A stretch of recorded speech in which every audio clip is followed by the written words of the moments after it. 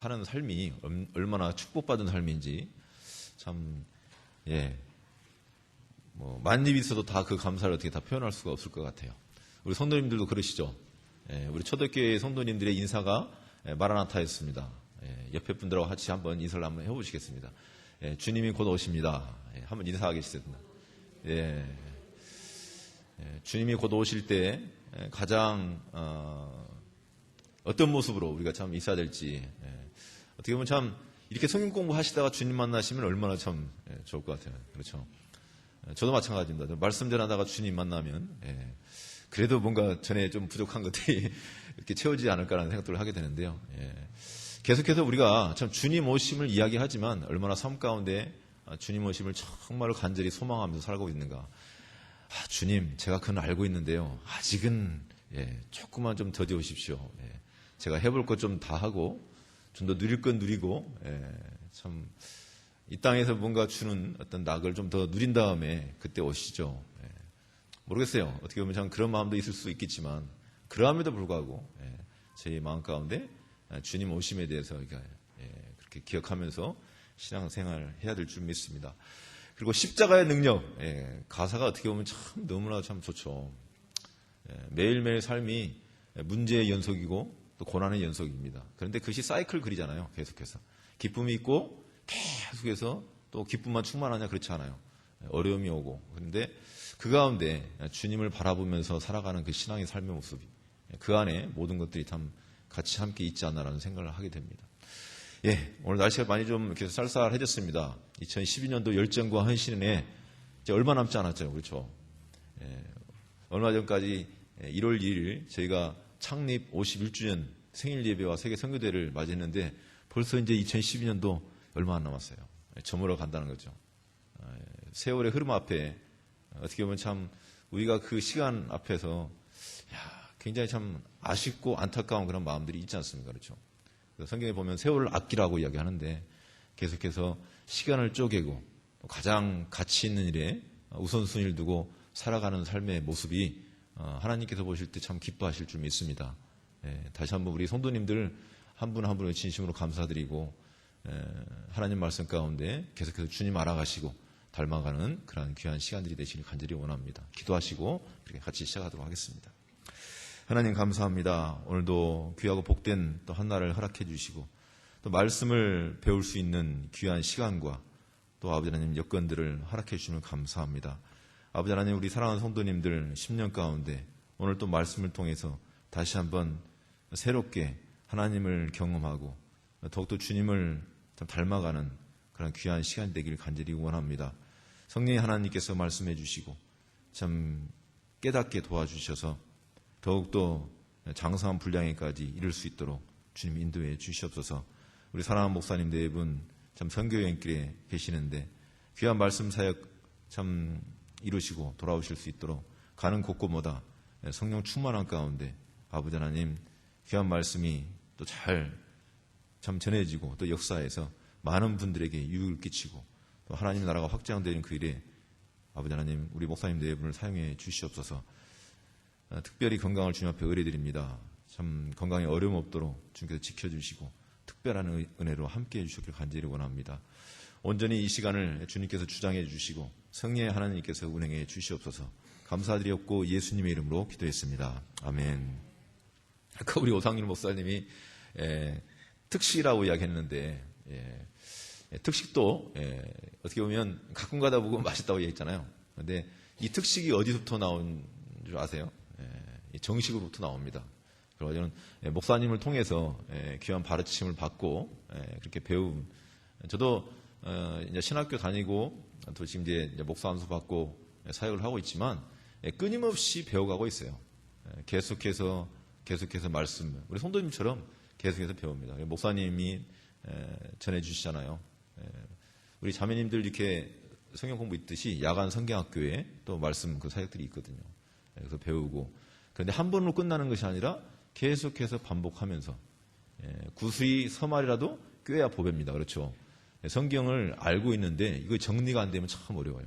창세기부터 요한계시록까지 또 우리가 지금 1:1 제자 양육 훈련 하고 있는 1과에서 16과까지 알고는 있어요. 어느 정도는. 그런데 이것이 다른 사람한테 나누고 가르치기 위해서는 내가 정리가 돼야 됩니다. 그렇지 않고는 참 어려워요. 그래서 학습은 반복입니다. 그래서 내 것이 될 때까지, 언제까지요? 내 것이 될 때까지 계속해서 반복하면 거기는 용서가 없어요. 따라올 사람이 없습니다. 그래서 내 것이 될 때까지는 끊임없이 계속 익히시고 학습하는. 근데 먼저 나한테 적용하고 그 다음에 다른 사람한테 나눌 수 있는. 저도 오늘 제가 전에도 항상 드린 말씀이 뭐냐면 제가 우리 성도님들에게 가르치는 것이 아니라 제가 배운 것을 같이 함께 나누려고 합니다. 그래서 우리 성도님들 또 어떤 분들은 계속해서 많이 들으신 분도 계시잖아요. 그렇죠? 그래서 반복해서 기억하는 그런 시간들이 되길 바라고요. 또 혹시 이제 처음 나오셔서 좀 생소한 분도 계실 수 있지만 같이 이 말씀 통해서 새롭게 알아가시는 그런 시간들이 됐으면 하는 바람이 있습니다. 자, 침례를 저희가 지금 처음 그렇게 했습니다. 침례. 첫 번째, 왜 하나님은 우리에게 침례를 받으라고 명하십니까? 그 내용을 저희가 봤죠. 오늘 두 번째, 침례의 이제 목적에 대해서 들어갑니다. 그러기에 앞서서 저번 주에 했던 거 다시 한번 또 좀 이렇게 생각하기를 원합니다. 제가 저번 주에 드렸던 말씀이 있었죠. 여러 가지가 있었는데 가장 중요한 것, 우리가 불광동 성서 침례교회라고 이야기했지 않습니까? 그렇죠? 불광동 성서 침례교회가 무엇이냐고 제가 질문을 드렸습니다. 그때 우리 성도님들 각자 나름대로 이렇게 대답들 하셨죠. 생각들 하시고 불광동 성서 침례교회가 어떤 교회입니까? 라고 했을 때 침례교회고 성서 침례교회고 불광동 지역에 세워진 교회입니다. 그렇죠? 이것을 세 가지로 이걸 압축했을 때 불광동 성서 침례교회인데 불광동 성서 침례교회란 어떤 교회인가? 바로 예수 그리스도의 보혈의 피로 구속함을 받은 사람들이 세상을 향해 침례로 믿음을 고백하고 하나님의 지상 사명을 위해 불광동 지역에 모인 무리. 이해되셨죠? 예. 이걸 뭐냐면 정리해가지고 누가 물어보면 성도님 어디 다니세요? 어느 교회 다니세요? 저는 불광동 성서 침례교회 다니는데요. 그럼 불광동 성서 침례가 어떤 교회입니까? 라고 질문했을 때 그냥 불광동 성서 침례교회입니다. 그렇게 대답하는 것이 아니라 나름대로 이렇게 말씀을 할 수가 있으셔야 돼요. 다시 한번 이렇게 말씀드립니다. 불광동 성서 침례교회란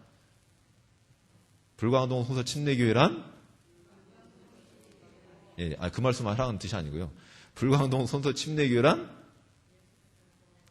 그렇죠. 예수 그리스도의 보혈의 피로 구속함이 구원받는다는 뜻이잖아요. 그렇죠? 구속함을 받은 사람들이 세상을 향하여 믿지 않은 사람들을 향하여 침례로 믿음을 고백하고 침례가 구원 주는 것이 아니잖아요. 그렇죠? 침례는 하나의 의식입니다. 침례로 내가 이제 예수 그리스도를 믿는 사람이 됐다라고 고백하고 그 다음에 하나님의 지상 사명을 위해서 내가 복음 듣고 구원받은 이것이 하나님의 지상 사명이지 않습니까? 그렇죠? 이것을 다시 이제 역으로 받은 것을 세상 사람들에게 나누는 겁니다. 하나님의 지상 사명을 위해 불광동 지역에 이 특별한 지역에 모인 무리 그것이 바로 교회라는 거죠. 불광동 성침례교회. 우리 성도님들 한 분 한 분이 교회이십니다. 건물이 아니라 구원받은 하나님의 사람들 한 분 한 분이 교회라는 뜻이에요. 그래서 각자가 그런 하나님의 지상 사명을 가지고 계시고 또 그것을 전해야 될 줄 믿습니다. 자, 그런데 우리 불광동 성서 침례교회 특징이 있다고 말씀드렸습니다. 그렇죠? 여러 가지 특징이 있는데 가장 중요한 특징이 무엇입니까? 그렇죠. 성경을 최후의 권위로 삼고 유일한 권위로 삼는다고 말씀을 드렸습니다. 불광동 성서 침례교회의 기반은 하나님 말씀이에요. 사람이 아니라 그렇죠? 어떤 다른 어떤 철학적인 어떤 것에 기준을 두고 하는 것이 아니라 불광동 성서 침례교회의 가장 반석은 누굽니까? 말씀. 예수 그리스도. 그래서 권위에 대해서 제가 말씀드렸잖아요. 그렇죠? 여러 가지 권위가 있다고.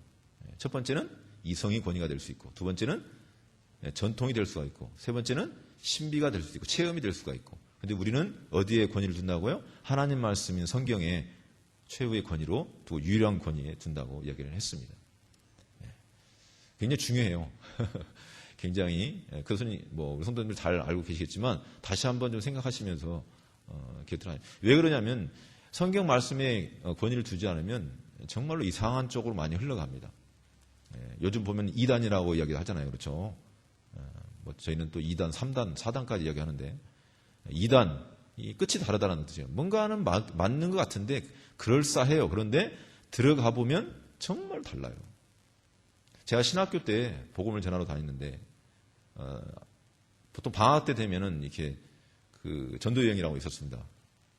그러면 이제 학생들이 뭐냐면 그 한 1박 2일로 2박 3일로 해가지고 개척교회들이라든지 또는 교회들, 지방교회들 가요. 성서 침례교회에 가서 복음을 전합니다. 그런데 뭐 축구 전도를 하죠. 그러면 아파트 집을 막 두드리고 문 열어달라고. 근데 그때만 해도 한 10년 전이니까 그래서 조금 수월했습니다. 지금은 뭐 들어가지도 참 잘 못하잖아요. 근데 복음을 전하는데 한 100집을 두드렸어요. 예. 근데 진짜 한 몇 집 정도밖에 한 10집 정도 문을 열어주는데 이야기를 들어보면 참 안타까운 것이 뭐냐면 정말로 들어볼 때 이단에 사로잡혀가지고 희한한 데 가서 성경 공부를 하는 사람들도 많이 있더라고요. 예. 근데 제가 순천에 갔을 때인데 서울로 와가지고 뭐 말씀을 배운다 하는데 들어보니까 참 너무나도 다른 그런 내용은 정말 안타까워. 근데 그분들은 또 그게 또 진리인 양 정말로 그것에 빠져가지고 그렇게 다니는 걸 참 볼 수가 있어요. 여러분들 얼마 전에 문선명이가 죽었습니다. 그렇죠? 모르십니까? 예. 문선명이가 꼭 그 가평에 있어요. 그 본부가. 예. 그쪽에 있는데 꼭 무슨 궁궐 완전히 진짜 문선명이 그 시신을 갖다 꼭 그 김정일 죽은 것처럼 김일성 죽으면 어떻게 합니까? 그 시신을 썩지 않도록 이렇게 유리관에다 보관하잖아요. 꼭 그런 식이에요. 예. 문선명의 구원 방법이 무엇입니까? 예, 피가름이에요. 예. 자기 피를 해가지고 포도에 섞어가지고 마시게끔 하잖아요. 그렇죠? 예. 그 이성으로 생각할 때 참 이해되지 않는 정말 엄청난 마귀의 역사잖아요. 혹시 그거 들어보셨습니까? 그 문선명이가 결혼시키는 거. 예. 합동결혼식. 예. 합동결혼식. 예.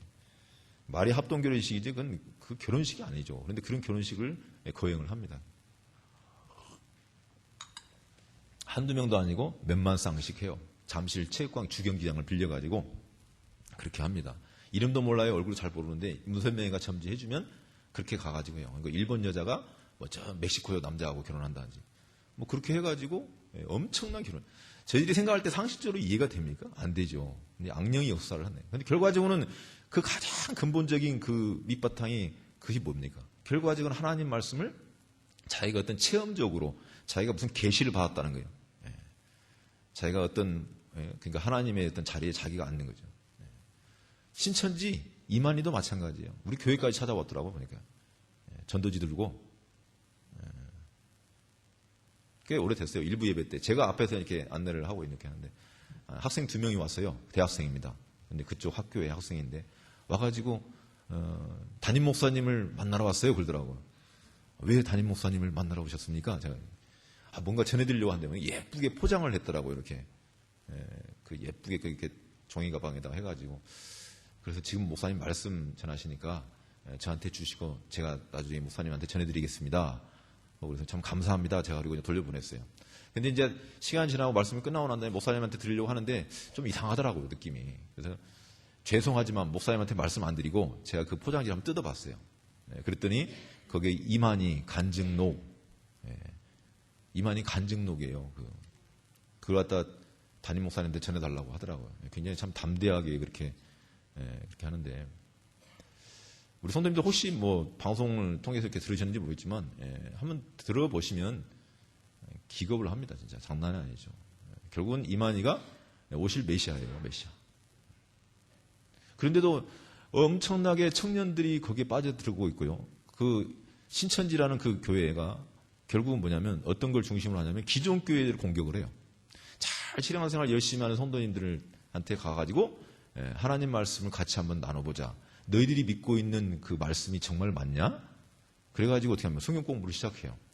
그러면서 이제 그 사람의 여러 가지 신상 정보라든지 다 그렇게 해내가지고 이제 어떻게 합니까? 굉장히 가까워지죠. 한 예를 들어서 어느 정도까지 섬기냐면은 저도 이걸 제가 직접 경험을 한 거 들은 이야기인데 청년이 있잖아요. 청년이 있는데 청년 어머니의 생일까지 기억을 해요. 우리가 참 감동이 되잖아요. 그렇죠? 얼마나 참 감동이 됩니까? 근데 그 생일날, 어머니 생일날 그 청년들, 그 친구들이 와가지고 미역국을 끓여줍니다. 감동이 안 되세요? 우리가 상식적으로, 야, 그런데 주 안에서 사랑하면 이 정도는 해야 되지 않아? 이제 그런 식으로 들어와요. 뭐 엄청나게 감동. 특히 이제 교회에서 좀 약간 좀 소외되고 뭔가 어렵고 그런 사람들은 그런 섬김을 받을 때 완전히 그냥 마음이 열리고, 야, 그래, 이것이 주님의 사랑이야. 그래서 그냥 혹 간다는 거죠. 그런 일들이 뭐 한두 사례가 아닙니다. 정말 많아요. 근데 이제 결국은 이제 무엇이 문제입니까? 결과적으로 사람을 섬기고 사람을 그렇게 추앙하는 잘못된 거짓 진리 가운데 빠져드는 거죠.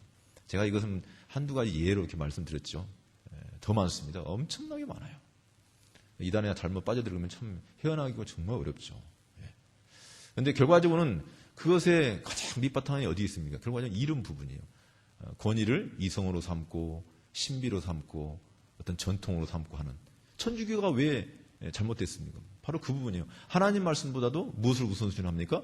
교황의 말이 우선이고 전통이 우선이라는 거예요. 성경은 맨 마지막이에요. 자, 불광동 성서 침례교의 가장 기준은 어디입니까? 하나님 말씀이에요. 아멘이십니까? 예, 정말 중요합니다. 이것을 뭐 알고 있지만 정말로 우리가 다시 한번 그래서 이 말씀을 깊이 묵상하고 정말로 데살로니가 성도처럼 베레아 성도처럼 이 말씀이 그런지 다시 한번 계속해서 묵상하고 살피고 공부하고 연구하는 것이 굉장히 중요합니다. 자, 신학교를 졸업하려고 할 때 그 앞에 보면 그 신학교의 그 간판에 그 성경 구절이 쓰여 있습니다. 디모데후서 2장 15절 말씀에 이런 말씀이 있습니다. 내가 진리의 말씀을 옳게 분별하며, 그러니까 진리의 말씀을 옳게 분별, 부끄러울 것이 없는 일꾼으로 인정된 자로 내 자신을 하나님 앞에 드기를 힘쓰라. 각인이 됐어요. 이게 내가 진리의 말씀을 옳게 분별하며 그냥 아는 것이 아니라 어떻게 분별한다고요? 옳게 분별해요. 그러기 위해서는 어떻게 합니까?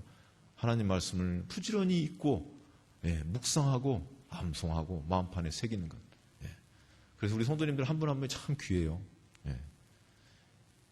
여호와 증인들이 가장 겁내는 교회가 성서 침례교회입니다. 말씀 공부를 많이들 하시잖아요. 그렇죠? 제가 그냥 말씀드린 건 뭐냐면 그렇다고 교만이라는 뜻이 아니라 그 말씀을 이제 분별력 있게 잘 해서 좀 나눌 수 있는 그런 것이 참 필요합니다. 자, 오늘 침례의 목적에 들어가기 전에 제가 말씀을 드렸는데, 자, 성경을 최후의 권위로 삼고 정말로 그 성경적인 방법으로 주는 그 침례에 대해서 제가 지금 배워가는 과정 가운데 있습니다. 자, 그런데 그 침례는 누구에게 줍니까? 믿는 자에게 주는 거예요. 그렇죠? 믿지 않는 사람들에게 주는 경우가 있습니까? 없습니까? 성경에는 없죠. 하지만 세상에는 있어요. 성경에는 없어요. 성경에는 아무리 찾아봐도 믿지 않는데 줬다라고 그 기록된 것이 없습니다. 그런데 세상에 보면 또 교회에서도 그런 경우가 상당히 많이 있어요. 제가 다른 교회를 비판하려는 것이 아니라 정말로 잘못된 방법으로 하는, 그래서 어떤 인간적인 어떤 그런 상황 가운데 그냥 주워놓고 이렇게 나중에 가서 이렇게 하려고 하는 게 교회에 엄청난 문제들이 많이 발생하는 걸 참 볼 수가 있습니다. 근본주의 5대 교리에 대해서 제가 말씀드렸죠. 외우고 계십니까? 그건 외우고 계셔야 돼요. 모교 새생명반 성경 공부에 나오신 분들 정도 되면 그것은 외우시길 바랍니다. 근본주의 5대 교리. 첫 번째, 성경의 무호성. 두 번째, 예수님의 동정녀 탄생. 세 번째, 예수님의 대속의 죽음. 네 번째, 예수님의 육체적인 몸의 부활. 다섯 번째, 예수님의 재림. 가시적인 재림이죠. 그렇죠? 자, 다섯 가지는 근본주의 5대 교리 그러면 툭 이렇게 누르면 그냥 줄줄줄 나와야 됩니다. 그건 기본이에요, 기본. 이 다섯 가지만이라도 제대로 확립되어 있으면요, 우리가 전혀 잘못된 것에 빠져들 수가 없어요. 그렇지 않나요? 이 다섯 가지만 제대로 확신하고 있으면 흔들리지 않는다는 거죠. 거기에도 뭐 여러 가지가 있습니다. 삼위일체 교리부터 시작해가지고 쭉 나와 있는데 정말 이 부분에 대해서만 정확히 알고 있으면 됩니다. 그 정도로 하고요. 그러면 침례의 목적에 대해서 한번 다시 좀 구체적으로 한번 더 들어가 보도록 하겠습니다. 자, A번 같이 읽도록 하겠습니다. 침례의 목적은 무엇입니까? A번 같이 읽겠습니다. 자, 시작. 지금 어디신지 잘 모르겠는데 4페이지 보시면 침례 목적에 들어갑니다. 침례 목적 4페이지 A번 같이 읽겠습니다. 시작. 몇 가지 형태의 침례가 성경에 언급되어 있습니다. 각 경우에 있어서 침례는 영적 진리의 모형입니다. 주시해야 할 가장 중요한 점은 침례가 보여주는 의미입니다. 몇 가지 형태의 침례가 성경에 언급되어 있대요. 그 침례는 영적 진리의 모형이다.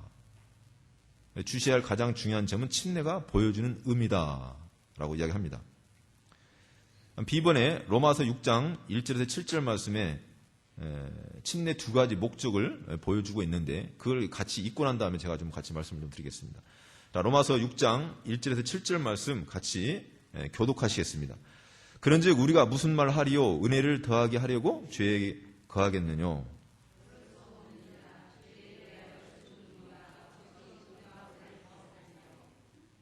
무릇 그리스도 예수와 합하여 침례를 받은 우리는 그의 죽으심과 합하여 침례 받은 줄을 알지 못하느냐?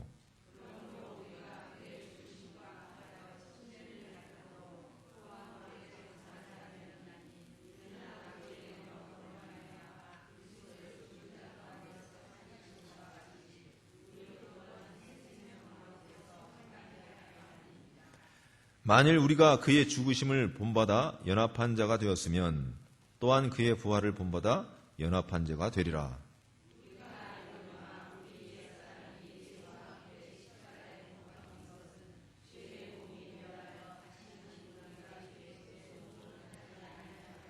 (7절) 같이 읽겠습니다. 이는 죽은 자가 죄에서 벗어나 의롭다 하심을 얻었음이니라. 아멘.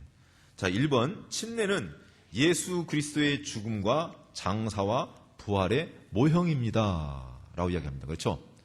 자, 우리가 고린도전서 15장 3절 4절 말씀 너무나도 잘 또 암송하신 말씀이잖아요. 그렇죠?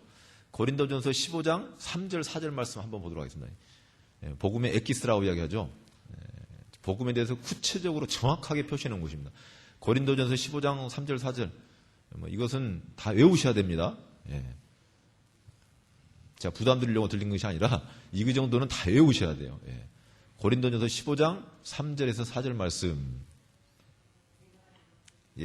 다 찾으셨으면 같이 읽겠습니다. 시작. 내가 받은 것을 먼저 너희에게 전하였느니 이는 성경대로 그리스도께서 우리 죄를 위하여 죽으시고 장사 지나다가 성경대로 사흘 만에 다시 살아나사. 자, 이것이 정확히 복음을 가장 잘 나타내고 있는 것이에요. 이것은 어떻게 하셔야 된다고요? 암송하셔야 됩니다. 마음판에 새기셔야 돼요. 내가 받은 것을 먼저 그 무엇보다도 여러 가지 것 중에 가장 최우선순위로 너에게 전했느니 이는 성경대로 그리스도께서 우리 죄들을 위하여 죽으시고 장사 지냈다가 성경대로 며칠 만에요? 셋째 날에 다시 살아났다는 거죠. 이 복음이. 그 부분을 로마서 6장 1절에서 7절 말씀에 여러 가지 걸로 이렇게 이야기를 하고 있습니다. 하지만 그 복음, 여기 말하고 침례는 예수 그리스도의 죽음과 장사와 부활의 모형이다라는 것, 이것을 잘 생각하시길 바랍니다. 자, 예수님께서 십자가에서 죽으시고 누구 때문에 죽으셨어요? 예수님 때문에, 예수님 자신이 죽은 건 아니에요. 누구 때문에요? 김병석이 때문에 죽었어요. 우리 성도님들 때문에 죽으셨고 온 인류를 위해서 예수님께서 죽으셨다는 거예요. 자, 어디서부터 점점 된답니까? 온 인류를 위해서 죽었어? 너를 위해서 죽었어? 나를 위해서 죽어가 아니라 누구부터요? 나, 너, 온 인류를 위해서. 많은 사람들은 그래요. 복음 보면 그래, 우리를 위해서 죽었어. 그럼 자기는 빠지는 거예요. 참 어렵죠. 그러면 가장 중요한 것이 내가 적용이 되는 나를 위해서 예수님이 죽으셨다는 거죠. 예수님께서 내 죄 때문에 십자가에 죽으셨다는 거예요. 2000년 전에 그 사건이지만 그 사건 때 내가 그 자리에 있었다는 거예요. 예수님을 유대인 이스라엘 백성들이만 못 박았습니까? 아니요. 복음 듣고 보니까 나도 그 자리에서 예수님을 십자가에 못 박았다는 거예요. 누구 때문에요? 내 죄 때문에. 그래서 예수님께서 십자가에 죽으시고 그 다음에 어떻게 합니까? 그분이 기절하셨습니까? 그냥 그분이 뭐 어떻게 그냥 뭐 죽지는 않고 그냥 이렇게 어떤 다른 형태로 이렇게 된 거예요? 그것이 아니라 완전히 숨이 끊어지셨고 호흡이 멎으셨고 죽으셨다는 거예요. 그래서 어떻게 합니까? 사흘 동안 그래서 송장 썩는 죽었어요. 죽을 뻔했다가 아니에요. 죽었었을 것이다. 추측이 아니고 어떻게 됐다고요? 죽었다는 거예요. 누구 죄 때문에요? 내 죄 때문에. 죄의 삭시 그래서 뭡니까? 사망이에요. 우리가 너무나도 잘 알고 있는 죄의 삭시 사망이라는 말씀이 어디 나와 있습니까? 로마서 3장 23절 말씀에. 로마서 6장 23절 말씀에 또 뭐가 되겠습니까? 계속해서 우리가 로마서의 길 이야기 하잖아요. 그렇죠? 모든 사람이 죄를 범하였음에 하나님의 영광에 이르지 못하니. 로마서 6장 23절 말씀에 죄의 삭은 사망이요 하나님의 은사는 그리스도 예수 우리 주 안에 있는 영생이다. 아멘. 예수님이 우리 죄를 위해서 십자가에 죽으셨고 그 다음에 장사 지는 바 되었다가 이제 다시 사흘 만에 살아나셨다는 것이 침례의 모형이래요. 자, 실제가 있는데 이것을 가장 잘 설명해 줄 수 있는 것, 그것이 뭡니까? 바로 침례라는 거예요. 모형이 말하는 거 타입이라고 하잖아요. TYP, 영어로는 그렇게 되냐. 하나의 어떤 형태, 그걸 설명해 줄 수 있는 어떤 총체적인 어떤 그런 것들을 이야기합니다. 자, 첫 번째는 모형이다. 그걸 이렇게 생각하시면 돼요. 상징적인 의미가 있잖아요. 그렇죠?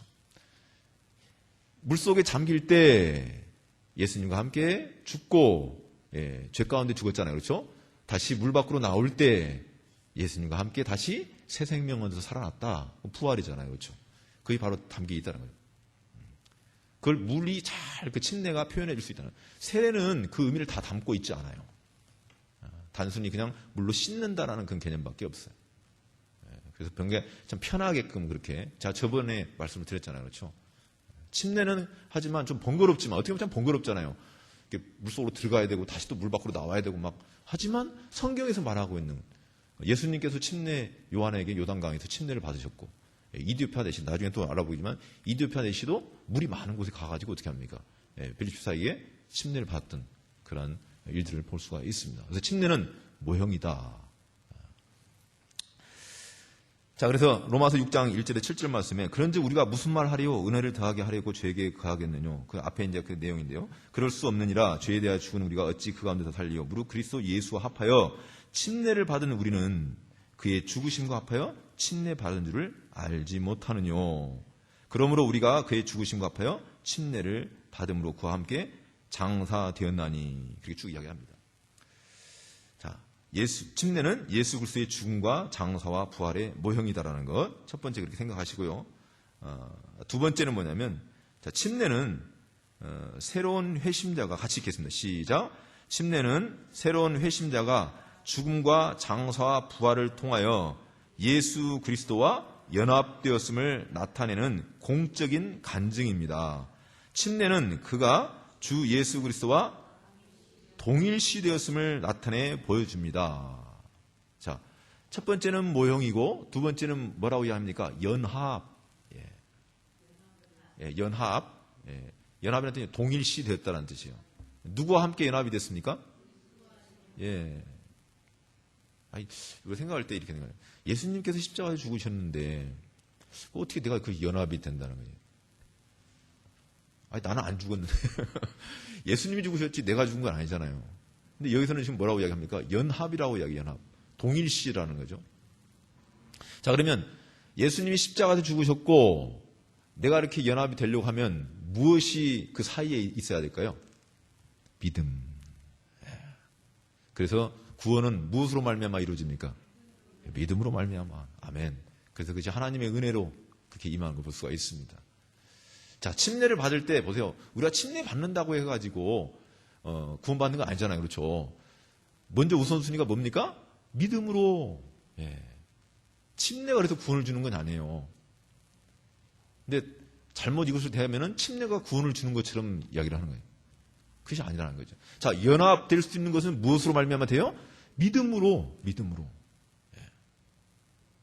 예수님이 나의 죄를 위해서 십자가에 죽고 장사지는 바 되었다가 사흘 만에 다시 살아나신 것, 그것이 나에게 연합이 되려면 무엇이 주어져야 되냐면 믿음. 예. 그렇죠. 예.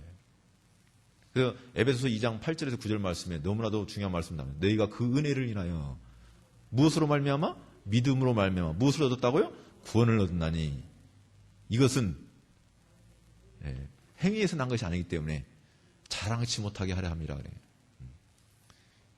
네가 잘나서 받은 것이 아니라 네가 뭐 대단한 뭐 어떤 종교 행위를 해서 받은 것이 아니라 하나님께서 거저주신 선물이라는 거. 은혜가 거저주신 선물 아니에요. 그렇죠? 믿음으로 말미암아. 그래서 결과적으로는 믿음으로 연합될 수 있다는 거예요. 동일시 될 수 있다는 거예요. 침례는 하나의 모형이고 또 하나는 뭐라고요?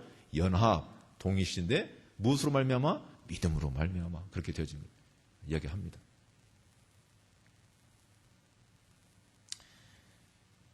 우리 성도님들 예수 믿고 구원받은 그 말씀이 혹시 생각나세요? 내가 하나님의 자녀가 되었습니다. 나 이렇게 구원받았습니다. 근데 물어보는 거예요. 뭐 어떻게 구원받으셨습니까? 느낌이 제가 그랬는데요. 제가 와서요 많이 울었어요.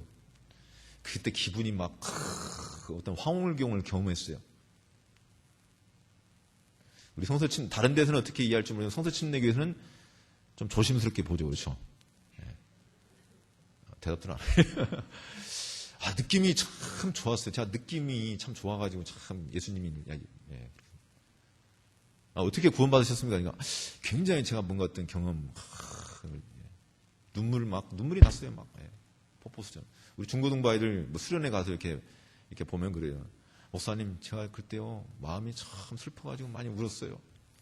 그리고 난 다음에 아무 일도 없었다. 그때는 참 슬펐는데. 그래서 이제 이렇게 구원 상담 해보고 오면 참, 그게 다가오죠. 그냥 자기 어떤 감정 어떤 거 따라서. 그러면 요동칩니다. 신앙생활 하다가. 어떨 때는 구원받은 것 같고, 어떨 때는 구원받지 않은 것 같고, 요동친다는 거죠. 기분 좋을 때는 할렐루야 하면서 뭐 전부 건데. 근데 좀 뭔가 좀 낙심이 되고 어려움을 찾아오면 어떻게 합니까? 그래가지고. 구원받은 사람도 그런 사람이 있을 수 있죠. 근데 중요한 건 뭐냐면 말씀으로 구원받는 거예요. 그래서 우리 성도님들 간증하실 때 우리 목사님도 그러시네요. 구원 간증해라 오는데 전혀 구원 간증하고 다른 내용들을 이야기하시는 분이 있어요. 제가 교회를 오래 다녔고요. 모태신앙 했고요. 제가 이렇게 해서요. 누구하고 상담을 했는데요. 제가 싫어하는 것 중에 하나가 그 부분이에요. 상담 중요합니다. 하지만 누구 통해서 상담받았기 때문에 구원받습니까? 아니에요. 조심해야 됩니다. 정말로. 어떤 사람들은 잘못하고 구원을 줘버린 경우가 있어요. 자기 열심 때문에. 그러면 안 돼요. 우리 성도님들 안 그러시겠지만. 누구 통해서 상담받았기 때문에 구원받은 거 아니에요. 그런데 물어보면, 상담해보면 그래요. 저 누구하고 상담받았는데, 김병선 목사님하고 상담받아서 저 구원받았는데요. 그렇게 해서 상담받았는데 그 내용이 뭐냐는 거예요. 상담이 중요한 것이 아니라 중요한 건 뭐니까 무엇으로 말미암아 구원받느냐. 그렇죠. 믿음으로 말미암는데 그게 어떤 믿음이냐는 거죠. 말씀에 대한 믿음이에요. 저는요 고린도후서 5장 17절 말씀 통해서 예수님 만났어요. 이 송규 지사님 아시죠? 요즘 안 나오시는데 그 고모님이 저에게 복음을 전해주셨어요. 복음을 저는 불광동 서침내교에 원래 처음부터 나오지는 않았습니다. 저는 장로교에 있다가 우리 교회 왔어요. 그때는 한쪽 귀로 듣고 한쪽이 흘러버렸지. 뭐 예수님이 너 때문에 죽으셨대. 십자가에서 죽으셨대. 예? 왜 나 때문에 죽어? 저는 그때도 불교였어요. 불교. 우리 성도님들 뭐 아시는 분은 다 아시겠지만.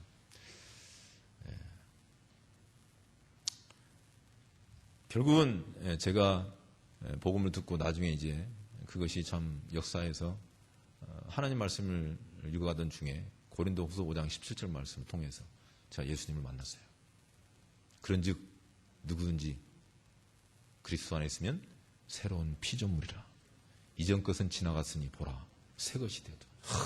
제가 주 안에서 새롭게 태어났다는, 재창조됐다는 거예요.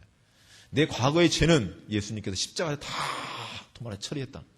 이제는 나는 어떻게 예수님 때문에 내 그 하나님의 은혜 때문에 다시 새롭게 되었다라는 새 생명 가운데. 할렐루야. 너무너무 감사합니다. 그렇게 부인했던 예수 그리스도.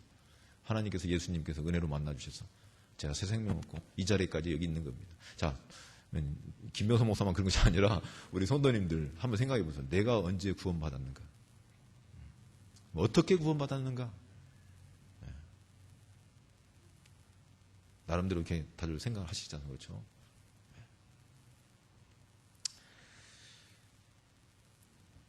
그래서 말씀에 의해서 구원받는 것 정말로 중요합니다.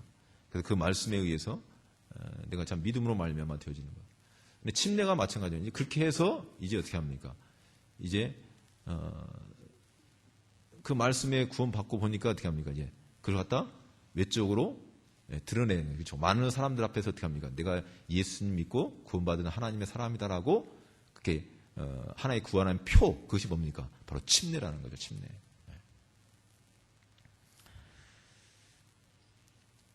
갈라디아서 2장 20절 말씀 우리 성도님들 알고 계시겠죠? 제가 평생 요절입니다. 이 말씀이. 저는 갈라디아서 2장 20절. 우리 목사님의 평생 요절은 혹시 아시고 계시나 모르겠네. 어디입니까? 예? 예?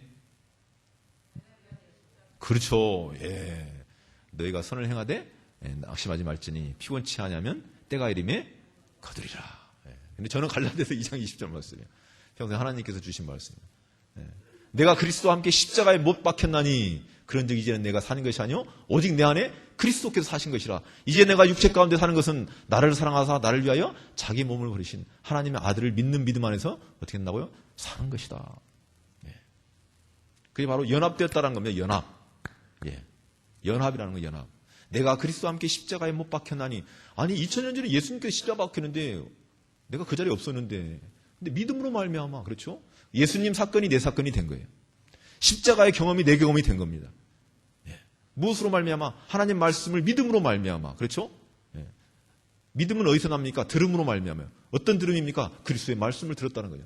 복음을 들음으로 말미암아.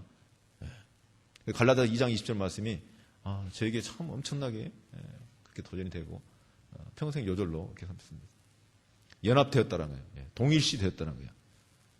이 구원을 그 어떤 존재도 빼앗을 수가 있습니까? 없습니까? 없습니다. 예. 하나님께서 잊혀버렸는데요. 예. 누굴 통해서요? 성령님을 통해서. 너는 내 것이다. 너는 내 딸이고 내 아들이다라고 그렇게 하나님께서 말씀하십니다. 예.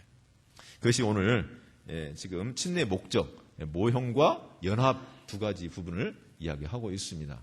이해되셨죠? 예. 자, 그런데 베드로전서 3장 21절 말씀 한번 이렇게 찾아보시겠습니다. 베드로전서 3장 21절 말씀 같이 한번 보겠습니다. 베드로전서 3장 21절 말씀 거기는 좀 안 나와 있는데요. 한번 찾아서 같이 읽도록 하겠습니다. 베드로전서 3장 21절 말씀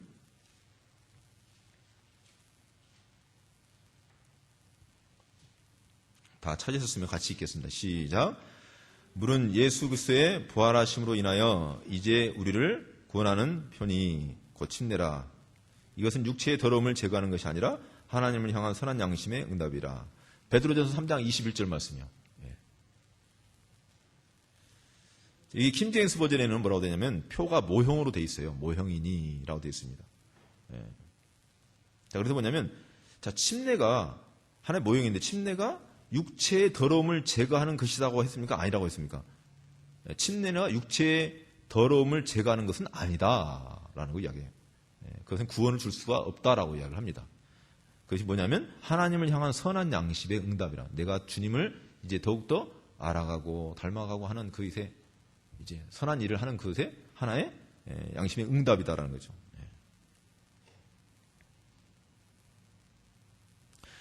자, 침례의 목적에 대해서 분명히 아셨죠? 예, 두 가지가 있습니다. 뭡니까? 하나는 모형이고 하나는 연합이다라는 거. 예. 자, 그러면 로마서 3번로 넘어가도록 하겠습니다. 로마서 3번. 누가 같이 읽겠습니다. 시작. 누가 침례를 받아야 합니까? 어떻게 보면 내용이 앞에 내용들과 좀 반복되는 것이 많이 있습니다. 그래서 우리 성도님들 생각하시지만 계속해서 정리하는 그런 과정이니까 좀 이해들을 하시고요. 자, 누가 침례를 받아야 합니까? 자, A번 같이 읽겠습니다. 시작. 성경에서 한 개인이 침례를 받은 가장 분명한 예는 사도행전 8장 26절로 39절에 나오는 에티오피아 내시의 경우입니다. 36절에서 내시는 다음과 같이 물었습니다. 내가 침례를 받음에 무슨 거리낌이 있느뇨? 그러자 빌립이 37절에서 침례의 조건에 대해 다음과 같이 대답했습니다. 내가 마음을 온전히 하여 믿으면 가하니라. 그때 내시는 침례 받는 문제를 매듭짓게 하는 대답을 합니다. 내가 예수 그리스도께서 하나님의 아들인 줄 믿노라. 아멘. 자, 이 사도행전 8장 이 말씀 한번 좀 펼쳐보시기 바랍니다. 8장 26절로 39절 말씀. 사도행전 8장 26절로 39절 말씀.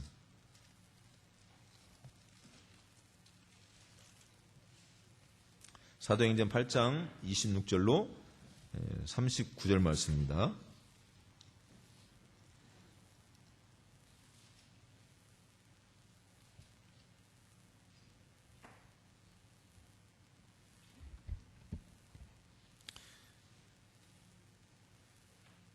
자, 성경에서 한 개인이 침례를 받는 가장 분명한 예는, 예수님 요단강에서 침례 받으셨는데, 이제 사도행전에 보면 가장 중요한 예가 바로 이 에티오피아 내시예요. 또 있는데 에티오피아 내시가 구체적으로 나와 있습니다. 내용 자체가. 그래서 우리 성도님들이 이 부분을 좀 이렇게 자세하게 살펴보시고 이렇게 이해하시고 또 잘 정리해 놓으시면 누구한테 이렇게 가르치실 때 잘 설명해 주실 수가 있습니다. 자, 사도행전 8장 26, 39절을 보면 주의 사자가 빌립더러 일러 가르되 일어나서 남으로 향하여 예루살렘에서 가사로 내려가는 길까지 가라 하니 그 길은 광야라. 주의 사자가 빌립더러 이야기한대요. 성령님께서 어떻게 보면 참 말씀을 하는 거죠. 어떤 초자연적인 어떤 그런 능력들이 나타나는데 예루살렘 교회가 엄청난 핍박이 있었잖아요. 그렇죠? 그래서 다 흩어집니다. 그래서 사도들만 남고 나머지 사람 다 흩어져서 이제 어떻게 합니까? 이방인들에게까지 복음이 전해지는 그 일들이 일어나요. 땅끝까지를 내 증인 되라고 하시는데 사마리아 지역, 이방인 지역까지 이렇게 복음이 전해지는데 그런데 이제 그 상황 가운데 빌립에게 주의 사자가 나타나서 이제 이야기합니다. 어디로 내려가라고요? 예루살렘에서 가사로 내려가는 데까지 가라. 근데 그 길이 광야라는 거죠. 한번 보세요. 아무도 없는 곳에 왜 가라고 하셨을까? 주의 사자가 이렇게 명령을 하십니다. 광야로 가라. 순종해서 갑니다. 가서 보니까 일어나 가서 보니 에티오피아 사람 곧 에티오피아 여왕 간닥의 모든 국고를 맡은 큰 권세가 있는 내시가 그냥 큰 권세가 있다고 합니다. 굉장히 중요한 직책을 맡고 있죠. 장관직입니다. 재무장관이라고 이야기하잖아요, 보통. 근데 이 사람이 뭐하러 예루살렘에 왔습니까? 예배하러 왔대요. 예배하러. 그리고 예배가 마치고 난 다음에 돌아가는데 병거를 타고 이 사람이 이제 지위가 높다 보니까 병거 아주 마차가 있었겠죠. 병거를 타고 선지자 무슨 글을 읽는다고요? 이사야의 글을 읽더라. 그때 이제 두루마리 성경이 있을 거예요. 갖다 이 에티오피아 내시가 예루살렘에서 예배를 드리고 돌아가는 그 광야길에 이사야 말씀을 읽어요. 굉장히 좀 종교심이 많고 나름대로 뭔가 하나님 말씀을 또 생각하고 이렇게 읽고 있는. 근데 그 다음 말씀이 뭐라고 되어 있습니까? 성령이 빌립더러 이르시되 이 병거로 가까이 나아가라 하시거늘 빌립이 달려가서 선지자 이사야 글을 읽는 것을 듣고 말하되 읽는 것을 깨닫느뇨? 그러니까 검정 것은 글씨고 흰 것은 종이고 읽고는 있긴 있어요. 근데 그걸 누가 지금 알고 있습니까? 재밌게도 주의 사자가 그렇죠? 알고 있는 거예요. 그래서 누구를 지시합니까? 빌립한테 그 병거로 가까이 나아가라. 그래서 읽는 것을 깨닫느뇨? 그렇게 이야기를 해요. 너 지금 내가 읽고 있는데 너 지금 알고나 있냐? 그 뜻이에요, 지금. 그러니까 이 뭐라고 이야기합니까? 31절 말씀에 대답하되 지도하는 사람이 없으니 가르쳐주는 사람이 없으니 말씀을 풀어서 설명해주는 사람이 없으니 어찌 깨달을 수 있느뇨? 내가 이 말씀을 읽고는 있지만 전혀 이해가 안 된다. 그 뜻이에요. 하고 빌립을 청하여 한번 생각해 보세요. 이 사람이 왜 탔지? 막, 왜 갑자기 이 사람이 나타나가지고 내 옆에 병거에 올라타지? 막 그런 생각이 아니라, 여기서는 모든 거 다 빼버리고 어떻게 합니까? 아침 압축해가지고 그러잖아요. 그렇죠? 그 상황이 있었을 거 아닙니까? 그렇죠? 하지만, 그건 다 빼버리고, 이 사람 탔어요. 그래가지고, 청하여, 이제 이야기를 합니다. 병거에 올라 같이 앉아라 하니라. 병거에 같이 앉으라 하니라. 32절 말씀에. 읽는 성경 규제는 이것이니, 일렀으되, 저가 사지로 가는 양과 같이 끌렸고, 자, 에디오피아 내시가 읽고 있는 성경 규절이 어디입니까? 아까 이사야서 읽고 있다고 했잖아요. 그렇죠? 이거 그냥 7절에서 8절 말씀인데, 7절에서 8절 말씀 읽고 있는데, 모르는 거예요, 지금 내용을. 저가 사지로 가는 양과 같이 끌렸고, 털 깎는 자 앞에 어린 양의 잠잠함과 같이 그 입을 열지 아니하였도다. 낮을 때 공변된 판단을 받지 못하였으니 누가 가히 그 세대를 말이요. 그 생명이 땅에서 빼앗기는다 하였거늘. 이제 보세요. 그 말씀을 읽고 있는데 34절 말씀에 내시가 빌립더러 말하되 자기가 물어보는 거예요. 지금 읽고 있다가 의문점이 있어가지고 물어보는 거예요. 청컨대 묻노니 선지자가 이 말한 것이 누구를 가리킴이뇨? 선지자가 말하는데 이사야 선지자가 말하는 이가 누구를 가리키나요? 지금 이사야 글을 읽고 있는데 이사야 선지자라는 건 알고 있어요. 그렇죠? 근데 여기서 말하는 그가 누구를 가리냐? 자기를 가리킴이냐? 이사야 자기를 이야기하는 거냐? 아니면 또 어떤 사람을 타인을 이야기하냐라고 이야기를 하고 있는 거예요. 지금. 그러자 35절 말씀에 빌립이 입을 열어 이 글에서 시작하여 보세요. 구약 성경 이사야서 말씀을 통해서 무엇을 전합니까? 복음을 전해요. 복음을. 예수를 가르쳐 무엇을 전한다고요? 복음을 전하니. 자, 다시 그러면 이사야서 53장으로 넘어가겠습니다. 이사야서 53장으로 좀 가겠습니다. 자, 어디로 이제 뒤로 물러납니까? 700년 전으로 돌아가는 거예요, 지금. 이사야 선지자가 오기 전 650에서 1700년 전으로 다시 돌아갑니다.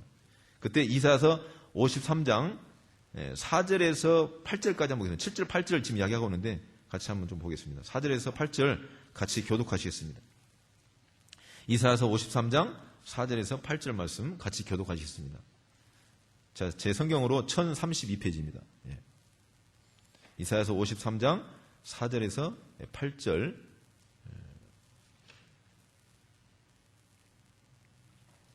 같이 교독하겠습니다. 제가 한번 읽겠습니다.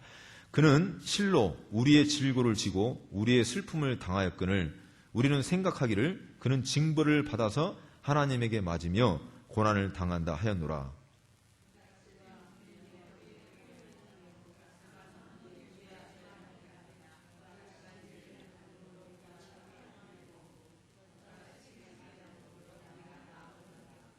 우리는 다 양 같아서 그릇 행하여 각기 제 길로 갔거늘 여호와께서는 우리 무리의 죄악을 그에게 담당시키셨도다.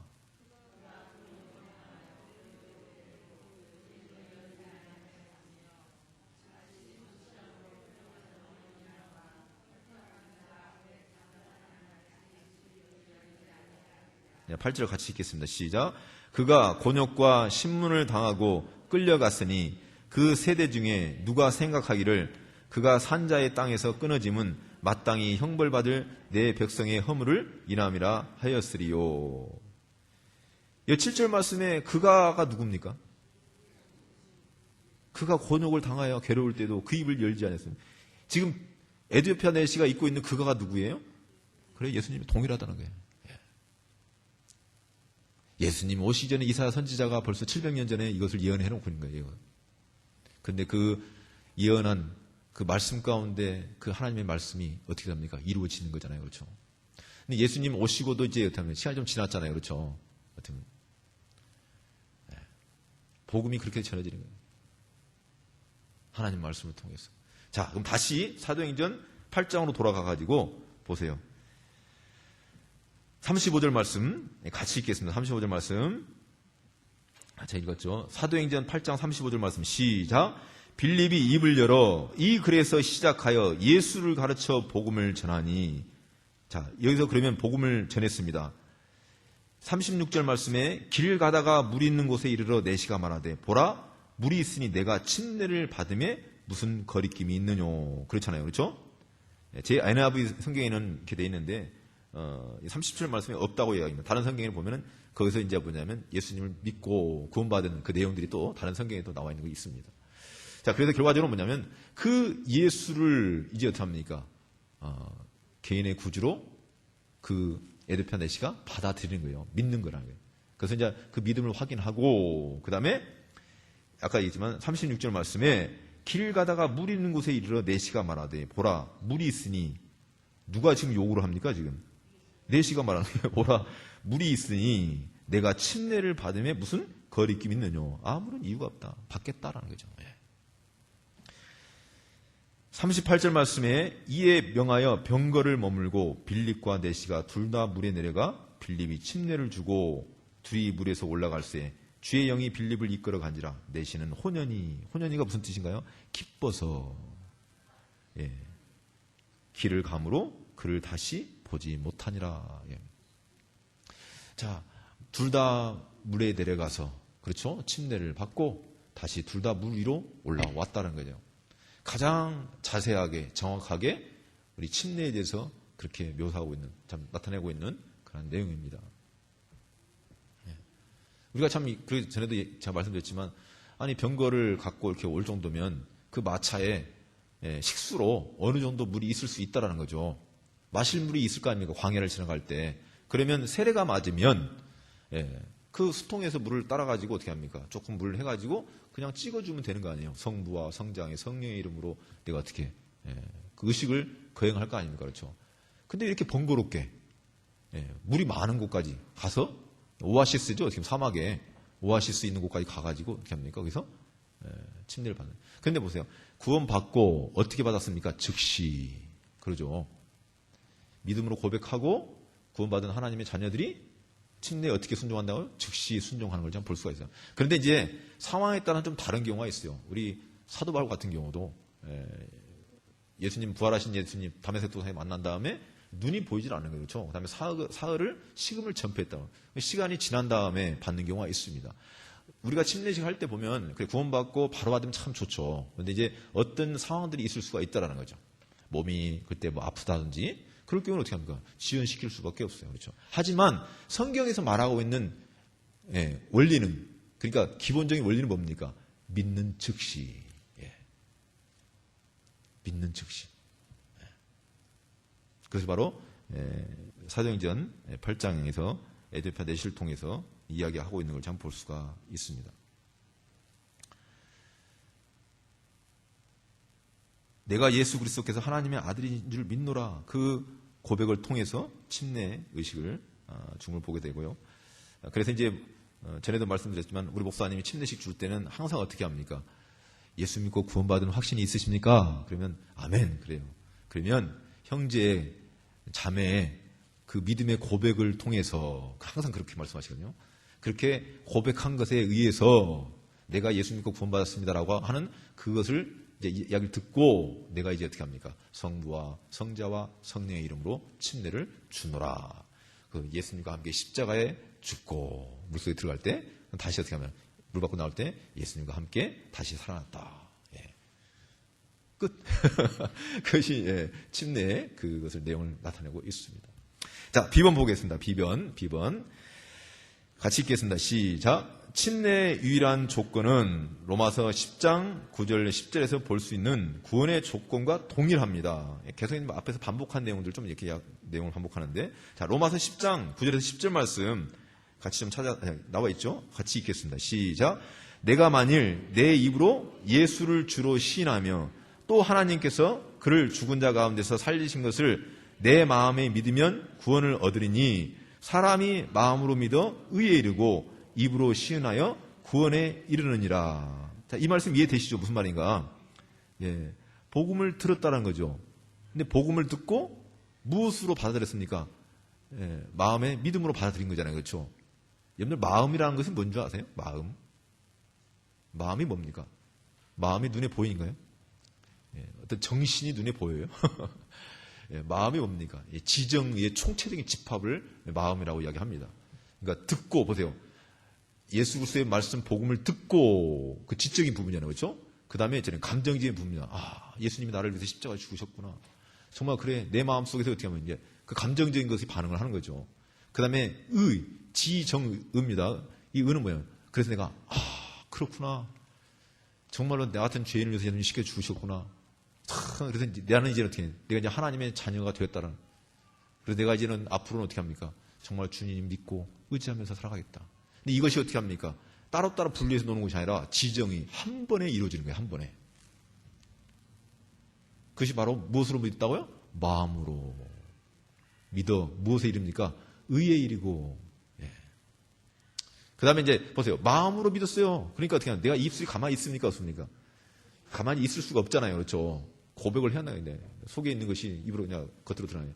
마음으로 믿어 의의 일이고 입으로 시인하여. 먼저 이제 그것이 이루어졌다는 거죠. 그렇죠? 그래서 시인했다는 이제 내가 예수님 믿고 새 생명 갖고 하나님의 자녀가 되었습니다. 감사합니다, 주님. 구원에 이른다는 거죠. 그런데 침례도 동일하게 그 부분을 같이 이렇게 묘사하고 있다는 거죠. 앞에서 구원의 전제 조건이 이루어지지 않으면 어렵잖아요. 그렇죠? 자, 우리 성도님들, 자, 예를 들어서 침례 요한의 침례와 예수님의 침례가 똑같나요? 다르나요? 달라요. 그러죠? 처음 들으셨어요? 침례 요한의 침례는 어떤 침례예요? 회개를 위한 침례예요. 예. 그러니까 뭐냐면 죄에 대한 깨닫는 그런 것에 대한 예수님의 침례는 아니에요. 그러면 침례 요한이 침례 줄 때 구원받습니까? 아니요. 예. 침례 요한은 하나의 죄를 깨닫는 하나의 어떤 몽학 선생과 같은 어떤 그런 역할을 한다는 거예요. 그러니까 침례 요한이 뭐라고 합니까? 내 뒤에 오실 이는 그렇죠? 뭘로 침례를 준대요? 물과 불로 준다는 거예요. 예. 성령과 불로 해가지고 준다고 얘기를 해요. 그건 뭡니까? 말씀과 성령으로 말이야. 그래서 이것이 뭡니까? 성령 침례라는 거죠. 자, 여기는 신학적인 용어가 좀 나오는데, 좀 이렇게 어려운 데인데, 자, 그것만 잠깐 설명해 드릴게요. 예수 믿고 구원받으면, 보세요. 예수 믿고 구원받으면 무엇이 이루어집니까? 내 안에 누가 계세요? 그렇죠. 성령이 오신다는 거죠. 인쳐버렸다는 거죠. 그게 뭡니까? 성령 침례라는 거예요. 그래서 이것은 평생에 여러 회입니까? 단 1회입니까? 딱 한 번으로 끝나버리는 거예요. 그래서 예수 믿고 구원받으면 하나님의 자녀가 되었으면 성령이 그때 한 번 임하셔서 이제 평생. 신약, 구약 때는 안 그랬죠. 성신이라고 이야기하지 않습니까? 그렇죠? 들어왔다가 나왔다. 근데 신약에 와서는 안 그렇다는 거예요. 성령이 내 안에 내재하신다는 거죠. 그래서 내 몸이 뭡니까? 성전이라는 성전. 구원받은 하나님의 자녀들이 한 사람 한 사람이 성전이라는 성전. 그런데 그 성령 침례, 그것은 1회잖아요. 그런데 성령 충만은 1회입니까? 여러 번입니까? 여러 번이에요. 예. 여러 번이라는 거예요. 내가 하나님 말씀 가까이 하고 기도 참 거룩한 삶을 살면 성령 충만함이 무슨 그냥 성령이 임했는데 계속 주여 주여 성령 임하시옵소서 막 그런 개념이 아니라는 거죠. 예. 분명히 성경에서 그걸 이야기하고 있잖아요. 아니 성경 계속해서 뭐 다 오다고 그래서 다른 무슨 방언 같은 게 그렇잖아요. 좀 기가 막힌 뭐 은사 받았다 오는데 초대교회 때는 성경이 완성되기 66권이 완성되기 전에는 그런 초자연적인 그런 기사라든지 능력 표적들이 나타났습니다. 하지만 지금에 와서는 그렇지 않아요. 예. 방언이 바로 그 부분이잖아요. 방언이 원래는 뭐냐면 그 사투리입니다. 그렇죠? 예. 지방언어라는 뜻이에요. 방언이. 예. 근데 우리 성서 침례교에서는 그 방언이 폐했다고 믿습니다. 예. 성경이 완성되기 전까지는 그것이 있었어요. 하지만 우리 성서 침례교에서는 방언이 폐했다고 이렇게 믿어요. 거기도 그냥 여러 가지 내용들이 있습니다. 정지주의, 중립주의, 지속주의가 있는데 저희는 정지주의를 믿어요. 예. 거기까지는 또 너무 이렇게 나가니까 제가 이렇게 하겠습니다. 예. 자, 그래서 로마서 10장 9절에서 10절 말씀에 내가 만일 내 입으로 예수를 주로 시인하며 또 하나님께서 그를 죽은 자 가운데서 살리신 것을 내 마음에 믿으면 구원을 얻으리니 사람이 마음으로 믿어 의에 이르고 입으로 시인하여 구원에 이르느니라. 그래서 1번에 예수 그리스도를 구주와 주님으로 마음에 믿는 사람. 그래서 저희 교회는 구세주라는 말보다는 어떤 얘기를 하면 구주라고 해요. 구주. 구원자 되신 주님이라는 뜻이에요. 구주. 주님으로 마음에 믿는 믿음. 두 번째, 예수님을 구주와 주님으로 시인한다는 거예요. 마음으로 믿고 입술로 시인할 때 이제 그 구원이 완성 이루어지는 것을 볼 수가 있습니다. 자, 10번 보겠습니다. 같이 읽겠습니다. 10번 시작. 성경을 읽어보면 믿는 자들을 제외한 그 누구에게도 침례를 베푼 경우는 없습니다. 예, 그렇습니다. 성경을 읽어보면, 우리 성도님들 읽어보시면 어디에도 믿는 자들, 이게 믿지 않고 그냥 먼저 줘버리고 나중에 믿었다. 그 예는 아무 데도 없어요. 단지 한 가지 사건이 있어요. 조금 이렇게 이것도 좀 어려운 용어인데 우리 성도님들 8장에 보면 사도행전 8장에 보면 보세요.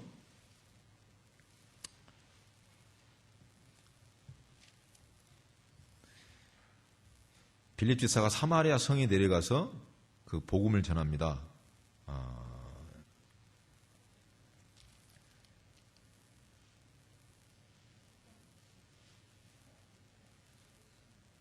이 보세요. 8장 14절 한번 볼까요? 사도행전 8장 14절 말씀.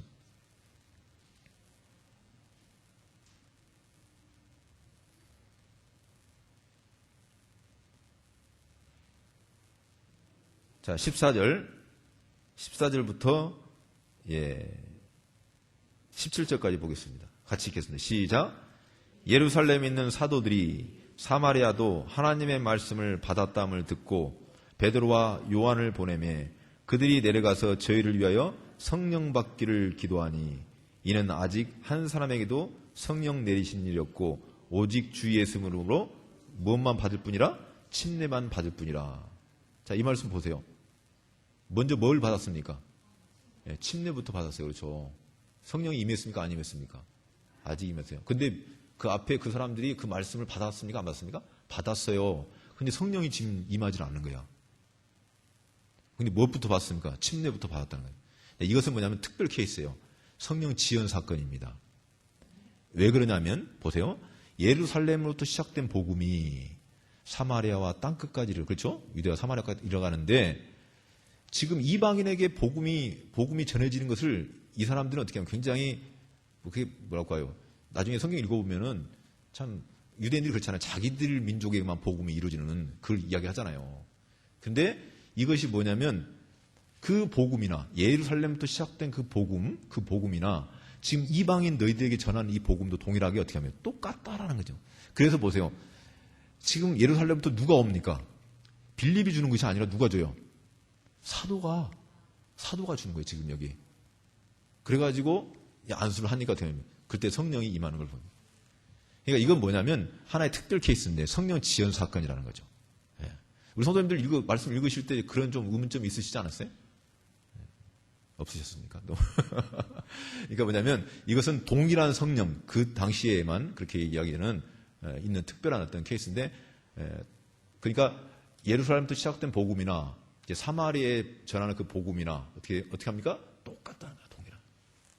왜 그렇습니까? 사도 바울이 복음 전할 때 사도 바울이 엄청나게 공격받잖아요. 사도권부터 공격받아요.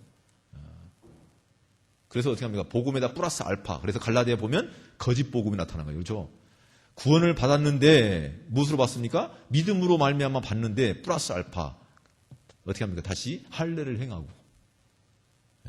참 우습잖아요. 그렇죠? 사도 바울이 뭐라고 합니까? 오직 구원은 무엇으로 말미암아? 믿음으로 말미암아. 이신 칭의 득의 현상을 이야기하잖아요. 자, 어쨌든 간에 지금 이 케이스만 빼놓고는 전부 다 어떻게 합니까? 믿는 자들. 그 다음에 어떻게 하면 침례가 주어지는 걸 참 볼 수가 있습니다. 자, 그런데 성경을 읽어보면 믿는 자들을 제외한 누구에도 침례를 베푸는 경우가 없는데 나중에 그 예가 나오지만 믿는 자에게만 실시하는 것이 침례 의식인데 다른 교단에서는 한 가지 주는 것이 있습니다. 그게 뭡니까? 유아 세례가 있어요. 유아 세례. 우리 성도님들 좀 아시잖아요. 그렇죠? 잘 아시는데 어렸을 때 부모의 신앙 고백을 통해서 주어버려요. 그냥. 유아 세례라는 것이 있습니다. 여기까지만 말씀을 드리고 오늘 제가 말씀 좀 마치겠는데 부모의 신앙을 보고 세례를 준다든가 또는 본인의 의사나 본인의 신앙 고백이 없는 다른 목적 때문에 줄 경우에는 아무리 그것이 동기가 좋다 할지라도 그것은 의미가 없어요. 그게 바로 유아 세례인데요. 유아 세례가 성경적인 근거가 전혀 없습니다. 그러면 어디서부터 시작됐습니까? 3세기에 북아프리카 구브로인이 최초로 시작했어요. 그 다음에 5세기 때 어거스틴에 의해 카톨릭에 전해져서 실천되었던 것뿐입니다. 우리 성서 침례교회와는 전혀 상관이 없는 거죠. 우리는 개신교, 프로테스탄트 통해서 개혁한 그런 쪽이 아닙니다. 그렇죠? 우리 성서 침례교회는 마틴 루터가 종교개혁 갖고 갈라져 나온 그쪽이 아니에요.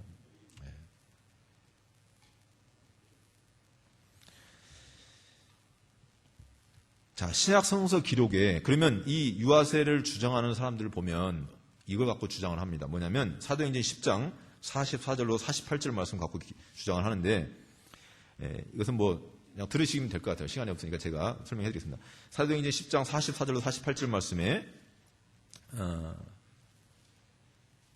고넬료 가족이 있습니다. 거기 보면 어린 아이들도 포함되어 있을 것이 아니겠냐라고 자기 나름대로 상상을 하는 거죠.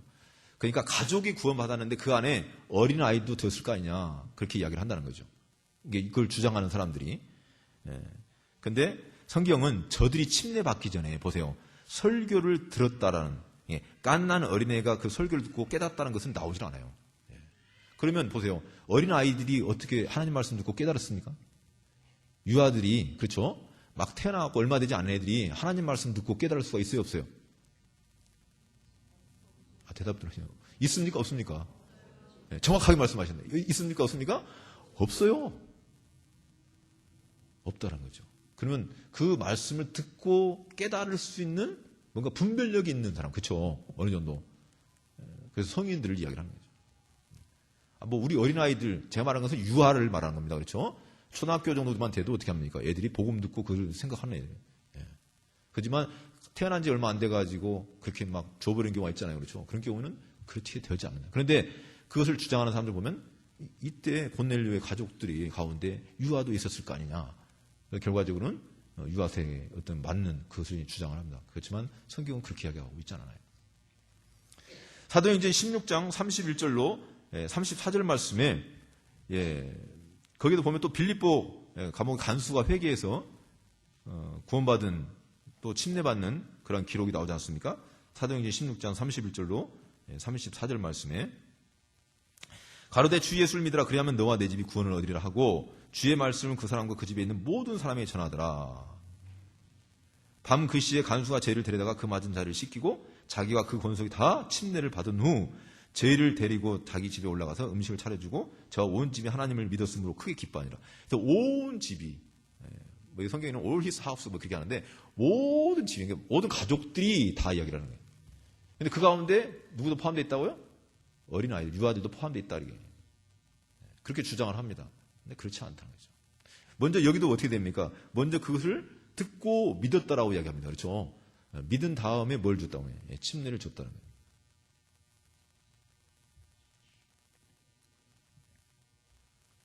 사도행전 18장 8절 말씀에 또 회당장 그리스보가 온 집으로 더불어 주를 믿으며 수다한 고린도 사람들도 믿어 침례를 받더라. 사도행전 18장 8절 말씀에도 그렇게 나와 있습니다. 회당장 그리스보가 온 집으로 더불어. 얘도 똑같이 가족 구원을 이루어진 걸 볼 수가 있는데 그 가운데 유아가 포함되어 있을 것이다라고 이야기하면서 그렇게 또 주장을 한다는 거죠. 하지만 그렇지 않죠. 믿을 수도 없는 영아나 유아는 해당되지가 않습니다. 그 유아 세례는 성경적인 것이 아니에요. 그것은 사람들이 그냥 자기들이 뭔가 필요에 의해서 뭔가 이렇게 주는. 그러면 우리 성서 침례교회는 유아 세례가 없잖아요. 그렇죠? 뭐가 있습니까? 헌화식이 있어요. 헌화식이. 그건 뭡니까? 헌화식은. 그래요. 하나님 앞에 드린다는 거예요. 근데 그 부모님들이 그래 주님 우리 아이들이 하나님 말씀과 은혜 가운데 자라가길 원합니다. 그런데 보세요. 빠른 시점에 그래서 어떤 그런 그 말씀의 분위기라든지 그 안에 자라는 아이들이 복음을 들을 기회가 많습니까? 적습니까? 많죠. 그래서 그것이 은혜잖아요. 그렇죠? 그래서 그 아이가 이제 어느 정도 분별력이 있으면 그 말씀을 깨닫고 구원받는 그건 나중의 일은. 그 헌화식은 그거하고는 별개예요. 헌화식은 내가 하나님 앞에 드린다는 거예요. 그래 들었어도 얘가 구원받지 않을 수도 있잖아요. 그렇죠? 그 차이라는 걸 이해하시길 바랍니다.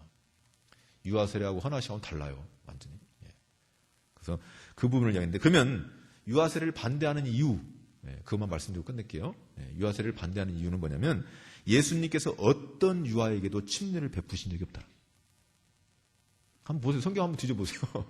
어떤 어린아이들 만약에 유아 세례가 맞으면 어느 부분이 좀 나와야 될 거 아니에요. 등장할 거 아닙니까? 그렇죠? 제가 좀 다른 이야기지만 진화론자들이 원숭이가 진화돼서 사람으로 받겠다면 지구상에 원숭이가 털이 빠지고 중간 단계가 있어야 될 거 아니에요. 원숭이에서 사람으로 바뀌는 어떤 과정이 있어야 될 거 아닙니까? 그렇죠? 그걸 보면서 야 맞아 진화론자 말이 맞네 그랬는데 성경에 보면은 전혀 근거가 없네요. 뭔가 끼워 맞추기식으로 사람들이 편리하기 위해서 만들어 놓은 하나의 어떤 그런 의식입니다. 그 다음에 두 번째는 침례 요한은 어떤 어린이도 침례를 준 일이 없다는 걸 좀 볼 수가 있어요. 예수님도 그랬고 침례 요한도. 그래서 침례 요한은 죄의 자백과 회개할 것을 주장한 걸 좀 볼 수가 있고요.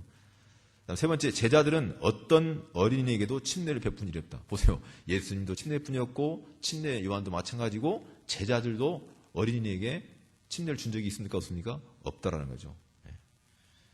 그 신약에서 침례 받은 자는 침례 전에 말씀을 믿고 받아들이는 그 사람들에게 침례를 준 걸 좀 볼 수가 있습니다.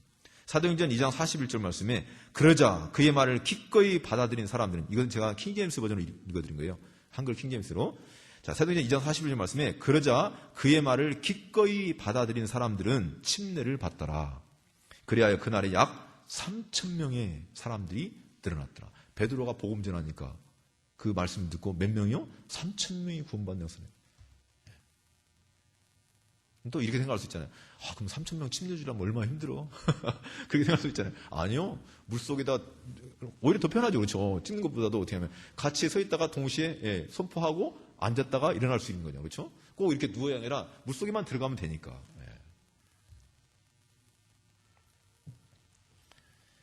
그래서 유아 세례는, 네 번째, 유아 세례는 어린아이가 성장하여 개인적으로 침례의 뜻깊은 것을 받아들이고 믿고 이해하며 즐거워할 수 있는 특권을 미리 박탈하는 행위입니다. 자, 보세요. 유아 세례는 어린아이가 성장하여 개인적으로 침례의 뜻깊은 것을 받아들이고 믿고 이해하며 즐거워할 수 있는 특권을 미리 어떻게 한다고요? 박탈해버려요. 다섯 번째, 유아 세례는 성서적 근거도 없이 중생을 약속하는 잘못을 범하는 것이며 중생하지도 않은 자에게 거짓 약속으로, 보세요, 훗날 본인 자신이 회개의 필요성을 망각하게 만들어버려요. 그러니까 말 들어보면 저 세례 받았는데요, 저 모태신앙인데요, 저 우리 아빠 엄마가 교회 다니시고 직분 갖고 계시고요, 저 그래서 세례 받았어요. 그래서 구원을 유아 세례로 이야기를 합니다. 참 그것이 어렵거든요. 참 이야기해보면.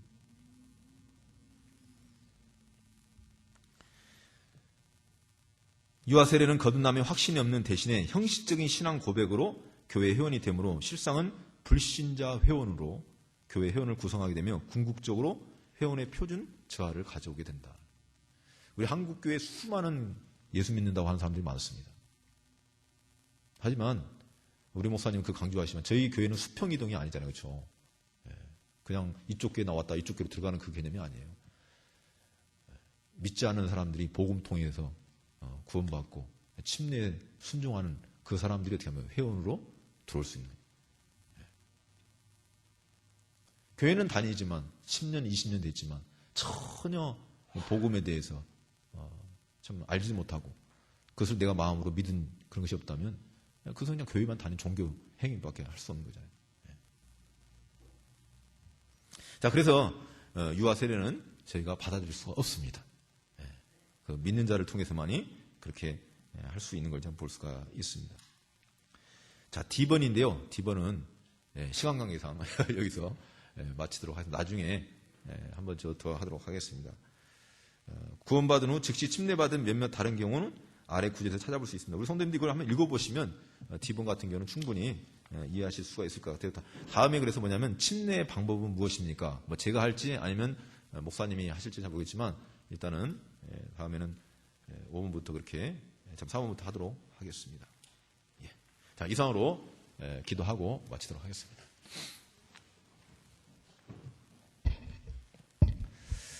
하나님 아버지, 참 저희들 침례에 대해서 좀 여러 가지 이야기들을 나누었는데 아버지 하나님, 정말로 성경적인 참 그 침례의 의미가 무엇인지를 저희들이 말씀을 통해서 다시 한번 참 살펴보았습니다. 우리 사랑하는 성도님들 정말 구원받고 하나님의 자녀가 되어서 이제 아버지 하나님 그것을 또 세상을 향해서 또 침례로 믿음들을 고백했습니다. 참 이 말씀 내용들을 또 잘 또 익혀서 나에게 먼저 적용하고 또 다른 사람들에게도 나눌 수 있는 귀한 시간들로 주님 인도해 주시고 역사에 주시옵소서. 매일매일 삶 가운데 참 여러 가지 일들이 있고 참 어려움들이 있고 문제들이 있지만 하나님, 내가 하나님의 자녀된 그 사실이 참 엄청난 일임을 다시 한번 생각하게 도와주시고 그 주님을 모시는 그 기쁜 마음으로 아버지 하나님 이겨내고 또 승리할 수 있는 우리 성도님들 한 분 한 분 되기를 간절히 기도합니다. 아버지 하나님, 이렇게 하나님 말씀을 배울 수 있도록 다시 한번 시간과 환경들을 허락해 주시면 다시 한번 감사드리고 우리 성도님들 계속해서 이 말씀 배우는 시간들을 통해서 주님을 알아가고 또 주님을 닮아가는 복된 시간들로 축복해 주시옵소서. 감사드리었고 예수님의 이름으로 기도했습니다. 아멘. 이상 말씀을 마치도록 하겠습니다.